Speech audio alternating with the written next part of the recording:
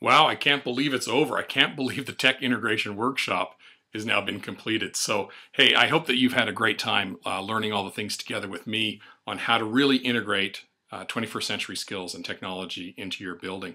I just want to review a couple of things because I got my little worksheet here in front of me. And so, back in the beginning, we really talked about the big picture and how to understand the need for 21st century skills. I made you order all those books that I hope you've enjoyed reading up until now, and hope every year you order a few more books on 21st century skills, as well as I hope you're participating in the NINGs and the groups and listening to podcasts and doing all those great things. All right, let's take a look at a couple things. We talked about how you've got to take the lead in it, that it's up to you as the tech person for your building to do all these things.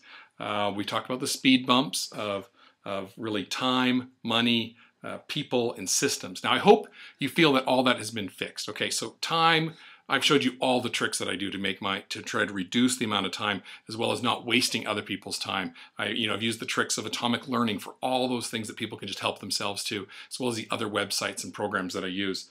Money, we've talked about using only 7 items, 7 cameras and 7 tripods, those type of things, so that you don't need to buy 30 of something, but you can really work on a minimal type of a setup so that you can save as much money as possible.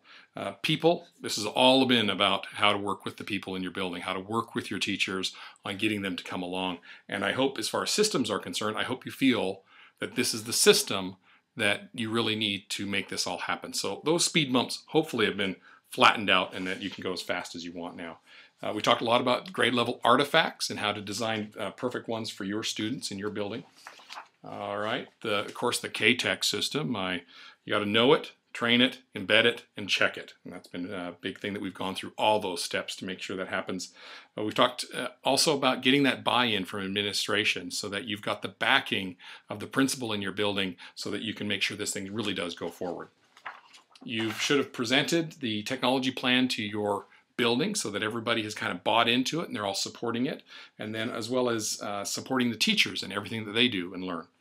You've gathered lesson ideas and then you've embedded digital artifacts into lessons and then given those back to the teachers to be able to teach to the children, as well as combining it whatever you might do as far as bringing it into your computer lab and those type of things.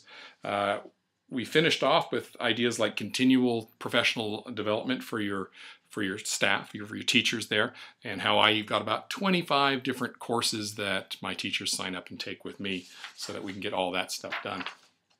And then finally, we gathered a body of evidence, all the proof that our students have 21st century skills. Because remember, that's really how you prove it. You have a student and you have the proof, and that really equals a 21st century skills student right there. All right, and then we finished off with the last video there, just being able to make improvements. So you take what you have and make it better every year. And I promise you, I tell you, it just gets so much better. I look back at the first couple of videos and animations and podcasts that I did with kids, and they were so bad, but we had to start somewhere. And every year we just get better and better and better because those kids see what's possible and then they want to do better. And it makes it so much more, it just brings so much more to the table because the kids bring so much more, and it's just awesome to see. So I hope all the best for you. Once again, you can use the contact information on the About page if you need to get a hold of me for anything. But other than that, it's been a great pleasure working with you, and I hope all the best for you and your building and your students especially, so that they've got the skills that they so desperately need in the upcoming world that they're going to face when they graduate.